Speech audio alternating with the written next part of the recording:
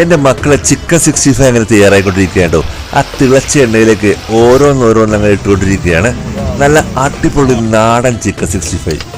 ഒരു സ്ഥലത്ത് beef fry തയ്യാറായിക്കൊണ്ടിരിക്കുന്നു, മറ്റൊരിടത്ത് ബോട്ടിയും പുട്ടും റെഡി ആയിക്കൊണ്ടിരിക്കുന്നു, ഓംലെറ്റ് അടിക്കുന്നു.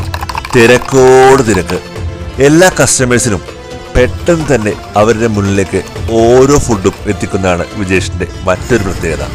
അതിൻ്റെ ഒപ്പം വട്ടുംകലം തയ്യാറായിക്കൊണ്ടിരിക്കുന്നു. എൻ്റെ കൂട്ടുകാരനായതുകൊണ്ട് പറയണ കേട്ടോ, നല്ലൊരു സർവീസ് തന്നെയാണ് വിജേഷ് നമുക്കിവിടെ തരുന്നത്. എല്ലാം നല്ല ഫ്രഷായി ചൂടോടെയാണ് നമ്മുടെ മുന്നിലെത്തുന്നത്.